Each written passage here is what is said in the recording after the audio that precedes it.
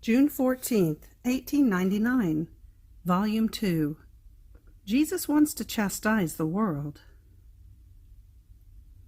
This morning, most loving Jesus would not come. In my interior, I kept thinking, how is it that he is not coming? What is new now? Yesterday he came so often, and today the hour is getting late, and he has not yet showed himself at all. What heartbreak! What patience it takes with Jesus! It seemed to me that my whole interior was taking up arms, for it wanted Jesus, and it waged such a war against me as to give me pains of death. My will, superior to everything, tried to put peace by persuading my senses, inclinations, desires, affections, and all the rest, to calm down, for Jesus would come. So after prolonged suffering, Jesus came, carrying a cup in his hand, full of coagulated blood, putrefied and stinking. And he told me, "Do you see this cup of blood? I will pour it over the world." While he was saying this, Mamma came, the Most Holy Virgin, and my confessor together with her. They prayed to Jesus that he would not pour it over the world, but have me drink it. The confessor said to him, "Lord, why keep her as victim if you do not want to pour it over her? I absolutely want you to let her suffer and to spare the people." Mamma was crying, and insisted with Jesus and with the confessor that he would not give up praying until Jesus would be content with accepting the exchange. Jesus insisted that he wanted to pour it over the whole world, and at first he almost seemed to frown. I saw myself all confused. I was unable to say anything, because the sight of that cup full of blood, so ugly, was so horrifying as to cause my whole nature to tremble. What would it be to drink it? However, I was resigned. If the Lord would give it to me, I would accept it. Who can say, then, the chastisements contained in that blood, if the Lord would pour it over the world? It seems that from this very day he keeps the hail prepared, which will cause great damage, and it seems that it must continue in the following days. But then Jesus seemed a little bit more calm, so much so that he seemed to embrace the confessor, because he had prayed to him in that way, however, without coming to any conclusion on whether he would pour it over the people or not. So it ended, leaving me an indescribable pain because of what may happen. June 14th, 1900, Volume 3, The Effects of the Cross. As I was a little in suffering, on coming, my adorable Jesus compassionated me and said to me, "My daughter, what is it that you are suffering so much? Let me relieve you a little." So, though Jesus was suffering more than I was, he gave me a kiss, and since he was crucified, he drew me outside of myself and placed my hands in his, my feet in his, while my head was leaning on his head and his on mine. How content I was being in that position! Though the nails and the thorns of Jesus gave me pains, yet they were pains that gave me joy, because they were suffered for my beloved good. Indeed, I would have wanted them to increase more. Jesus, too, seemed to be content with me, keeping me in that way, drawn to himself. It seemed to me that Jesus was refreshing me, and that I was of refreshment for him. Then we went out in that position, and having found the confessor, Immediately I prayed to him for his needs, and I asked the Lord to deign to allow the confessor to hear how sweet and gentle his voice is. To make me content, Jesus turned to him and spoke of the cross, saying, "The cross absorbs the divinity into the soul, renders her similar to my humanity, and reproduces my own works in her." Afterwards we continued to go around for a little while, and oh, how many sorrowful sights, such as to pierce the soul through! The grave iniquities of men, who do not lower themselves even before justice. On the contrary, they hurl themselves with greater fury, almost wanting to render double wounds for wounds, and the great misery that they are preparing for themselves. Then, to our greatest sorrow, we withdrew. Jesus disappeared, and I withdrew inside myself.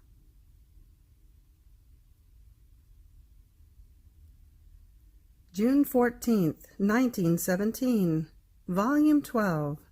The more the soul strips herself of herself, the more Jesus clothes her with himself. Continuing in my usual state, I was praying my lovable Jesus to come in me, to love, pray, and repair, because I knew how to do nothing. And sweet Jesus, moved to compassion for my nothingness, came and spent some time with me, praying, loving, and repairing together with me. Then he said to me, "My daughter, the more the soul strips herself of herself, the more I clothe her with myself. The more she believes she can do nothing, the more I act in her, and I do everything. I feel all my love, my prayers, my reparations, and so forth, being placed in action by the creature. And to give honor to myself, I listen to what she wants to do. Does she want to love? I go to her and love together with her. Does she want to pray? I pray together with her. In sum, her stripping and her love, which is mine, bind me and force me to do with her whatever she wants to do. And I give to the soul the merit of my own love, of my prayers and reparations. To my highest contentment, I feel my life being repeated, and I make the effects of my work descend for the good of all, because it is not of the creature who is hidden in me, but it is mine.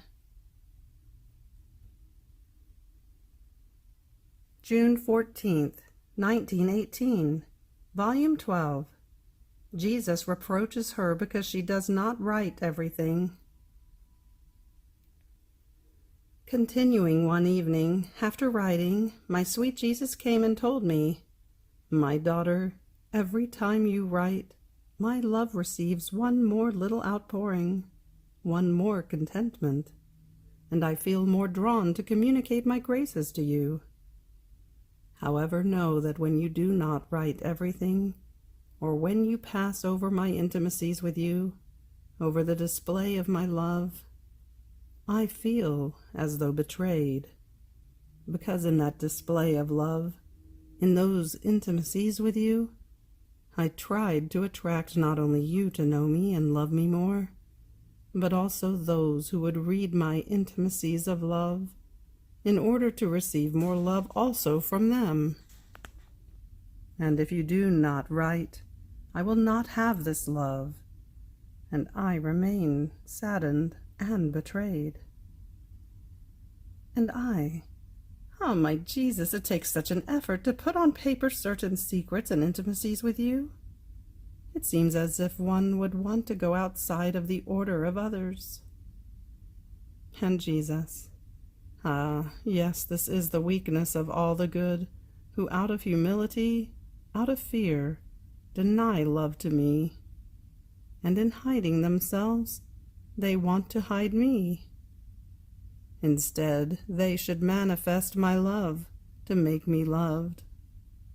So I remain always the Jesus betrayed in love, even by the good.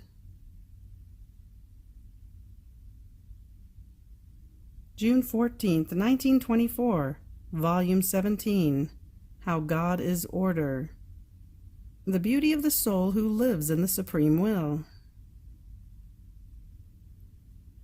This morning, while I was in my usual state, I don't know whether it was a dream, I saw my late confessor, who seemed to take something twisted from within my mind, and he fixed it and untied it. I asked him why he was doing that, and he said to me, "I have come to tell you to be attentive to order, because God is order, and one sentence, one word of what the Lord tells you, which you do not report just as it is enough for being not according to order, and it may cause doubts and difficulties in those who will read what you write about his adorable will."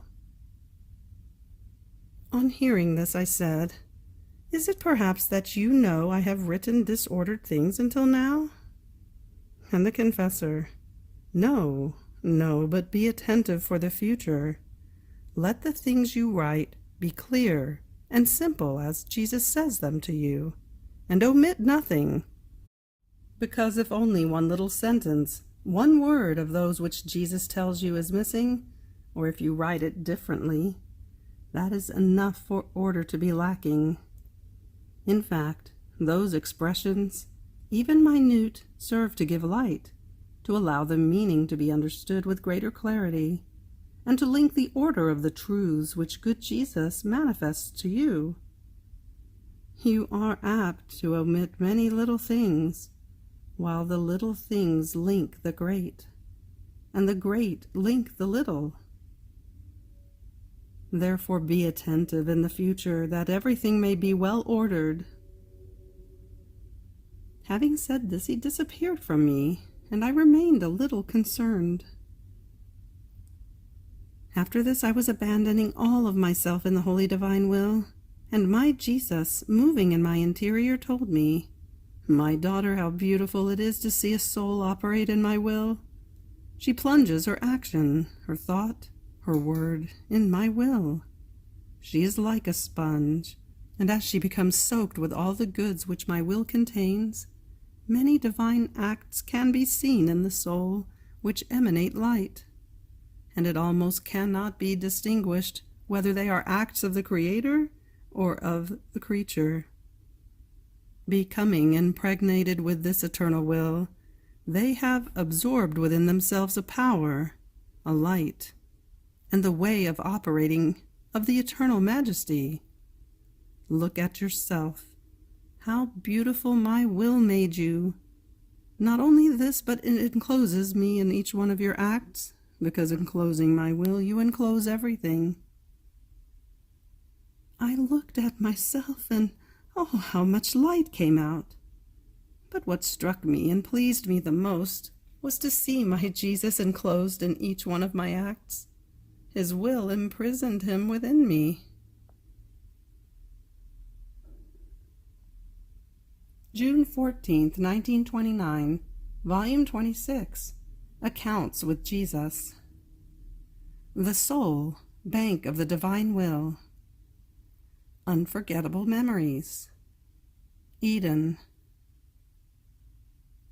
I was continuing my round in the supreme Fiat, and my little mind, arriving at Eden, was saying, "Adorable Majesty, I come before you to bring you my little interest of my I love you, I adore you, I glorify you, I thank you, I bless you, to give you my little interest, because you have given me a heaven, a sun, an air, a sea, a flowery earth, and everything that you have created for me.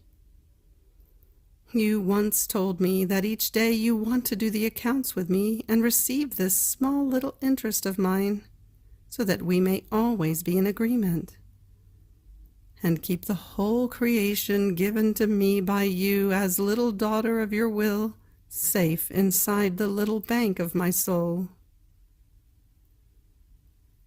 But while I was doing this, a thought told me, "But how can you satisfy an interest so great? And besides, How great at all is your I love you. I adore you. I thank you. But while I was thinking this, my sweet Jesus moved in my interior and told me, "My daughter, this was an agreement between me and you, that I would put the whole creation in the bank of your soul, and you would have to give me the interest, filling it with your I love you, I adore you, I thank you. And since I saw you hampered because of a capital so great, and fearing that you might want to reject this great gift from me, in order to encourage you to receive it, I said to you, I am content with a small interest, and we will do the accounts every day here in Eden. In this way we will remain in agreement and always in peace, and you will not be worried that your Jesus has placed in your bank a capital so great. And then don't you know the value of an I love you in my divine will? My will fills the heavens, the sun, the sea, the wind. Its life extends everywhere. Therefore, as you say your I love you, I adore you, and everything else you might say, my fiat extends your I love you in the heavens, and your I love you becomes more extensive than the heavens. Your I adore you extends in the sun, and it becomes larger and longer than its light. Your I glorify you extends in the wind, and it wanders through the air, throughout the whole earth, and it moans, the blows of the wind, now caressing, now mighty, say, I glorify you. Your I thank you extends within the sea, and the drops of water and the darting of the fish say, I thank you. And I see the heavens, the stars, the sun, the sea, the wind, filled with your I love you, with your adorations and the like, and I say, how content I am that I placed everything in the bank of the little daughter of my will, because she pays me the interest wanted by me. And since she lives in it, she gives me a divine and equivalent interest, because my fiat extends her little acts and renders them more extensive than the whole creation. And when I see you coming into Eden to give me your small interest, I look at you and I see in you my divine will doubled, one in you and the other in me, while it is one. And I see myself being paid the interest by my will itself, and I remain satisfied. And oh, how content I am in seeing that my fiat has given to the creature the virtue of making itself be doubled, so as to let her satisfy her Creator. My daughter, how many unforgettable things there are in this Eden! Here our fiat created man, and made such display of love that it poured itself in torrents upon him, so much so that we still feel the sweet murmuring with which we poured ourselves over him. Here began the life of our fiat in the creature, and the sweet and dear memory of the acts of the first man done in it. These acts exist still now in our volition, and are as though pledges for him to be reborn in order to have the kingdom of our fiat again. In this Eden there is the sorrowful memory of the fall of man, the exit he made from our kingdom. We still hear his steps when he went out of our divine fiat. And since this Eden had been given to him so that he would live in it, we were forced to put him out, and we had the sorrow of seeing the work dearest to us without his kingdom, wandering and sorrowful. Our only relief were the pledges of his acts that had remained in our will. These called for the rights of humanity to enter again the place from which it had gone out. This is why I await you in Eden to receive your small interest, to renew what we did in the creation, and to receive the return for a love so great, not understood by creatures, and to find a loving pretext to give the kingdom of our divine will. Therefore I want this Eden to be dear to you as well, that you may pray us and press us that the beginning of creation, the life of our Fiat, may return into the midst of the human family. June 14th, 1936, Volume 34, God and His Will with creation, His will with the celestial beings, His will in discord with the human family. The divine volition with powerful strength calls me into the interminable sea of its will, and oh, how good to be in it! How many surprises, how many beautiful things are understood that produce infinite joys, divine lives, love that never says enough. But what felicitates more is to see and to feel that everything is divine will. All the creation forms one single act of supreme volition. But while my mind was lost in it, sweet Jesus, making me his brief little visit, with an indescribable love told me, "Blessed daughter of my volition, you must know that at the head of the kingdom of my divine will is God himself. Our divinity does nothing other than one continuous act of his. We never do the will of anyone, but always ours. The crown of our attributes is dominated by our Fiat. Its kingdom is within us and extends outside of us in our immensity, in our love, power, and goodness, in everything, such that for us everything is our will. In second place is the creation, skies, suns, stars, winds, waters, even the little blade of grass, do nothing other than a continuous act of the Fiat. Between them and us, there is one respiratory act. We send forth the breath of our will, and creation receives it, and sending it forth gives us the breath that we have given it. That is all the effects that our will, breathed by it, has produced, and it unites itself to our single unique act. How much glory and honor do we not receive? How our Supreme Being becomes exalted, only because we make our will breathed by the whole creation, and it gives back to us again the breath that we have given it. There is such unity of will with the whole creation that everything that came forth and enters forms one single act of supreme will, and the multiplicity and diversity of things that are seen and happen are nothing other than the effects that our unique and single act produces, because our Fiat never changes, nor is it subject to changing.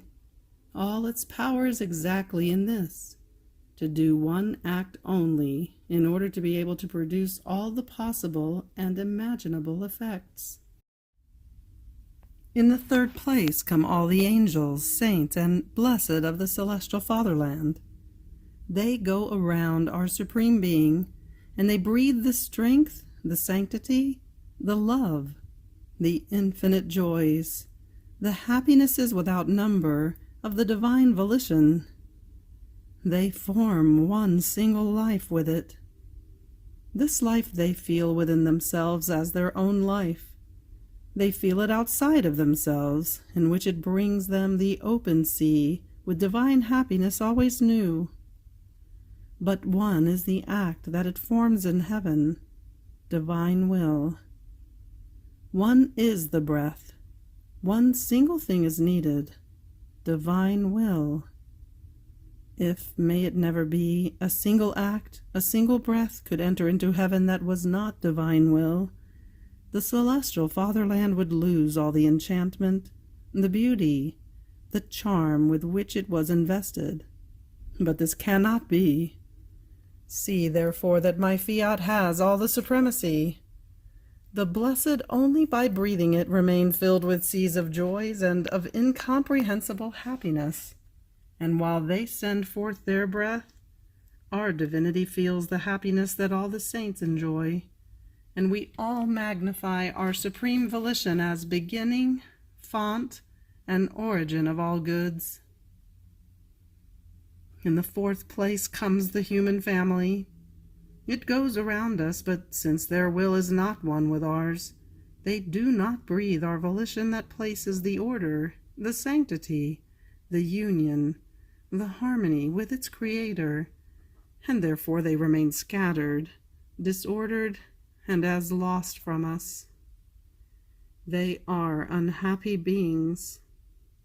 Peace, happiness, and the abundance of goods are far from them, and all the evil comes because our will is not theirs. We do not mutually breathe with each other, and this prevents the communication of our goods, the perfect union with our Supreme Being. Our creative hand that would form its masterpiece in each creature, and the most beautiful one, is stopped because our will is lacking. It does not find their souls prearranged, adaptable, in order to render our divine art feasible. Where our will is lacking, we do not know what to do with that creature. This is the reason why we yearn so much that our divine will reign and forms its life in them, because our creative work is hindered, our labors suspended. The work of creation is incomplete. And in order to obtain this, one must be the will of heaven and earth, one the life, one the love, one the breath. And this is the greatest good that we want for creatures. We have so many beautiful works yet to do, but the human volition hinders our step. It binds our arms and renders our creative hands inert. Therefore, one who wants to do our will and live in it gives us the labor, and we make of her what we want. Now you must know that as the creature decides to live of divine will, it places her salvation, her sanctity, in safety. We are in her as in our house, and her will serves as material for us, in which in her every act we pronounce the Fiat, in order to form our works worthy of he who lives in her. We act like a king who makes use of the stones, turf, bricks, and lime mortar, in order to form a sumptuous royal palace, as to amaze the whole world. Poor king, if he does not have the stones, the necessary materials in order to form the royal palace, with all that he would have, all his goodwill and money to spend in order to form it, yet lacking the prime materials, he would be without a royal palace. So are we, if the will of the soul is lacking to us. With all our power and will that we have, lacking the material, we cannot form in the soul the beautiful royal palace worthy of our dwelling. Therefore, when the creature gives us her will and takes ours, we are secure. We find everything at our disposition. Little things and great things, natural things and spiritual things, everything is ours, and we make use of everything in order to let our omnipotent Fiat operate.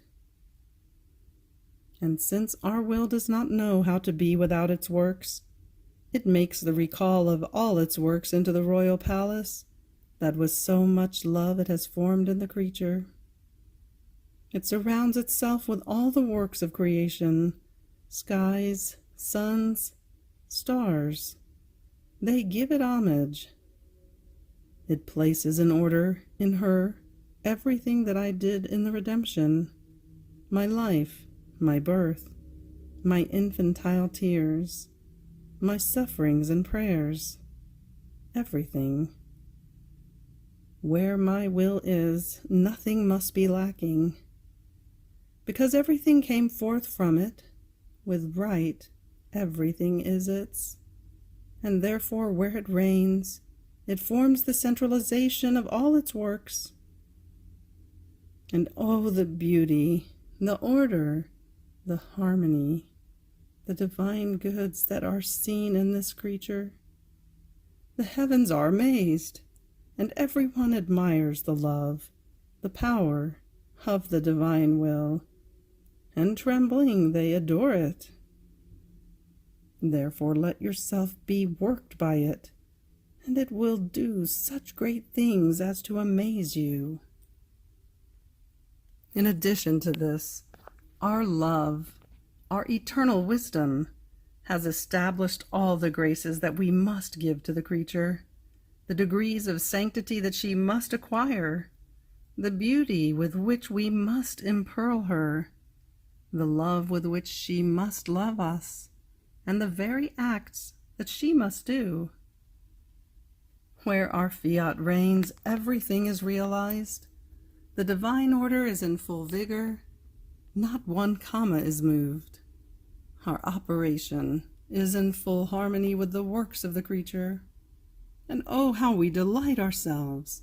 And when we have given her our last love in time, and she will have completed our last act of divine will in her mortal life, our love will give her the flight into the celestial fatherland, and our will receive her into heaven as triumph of its operating and conquering will that with so much love conquered on earth.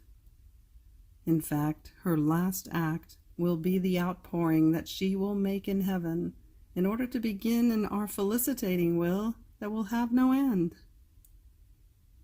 On the other hand, where our volition does not reign, the divine order does not exist. How many of our works broken and without effect! How many divine voids, and filled perhaps with passions, with sins! There is no beauty but deformity as to arouse pity. Therefore be attentive, and make it that our volition reigns and lives in you. End of June 14th. Fiat.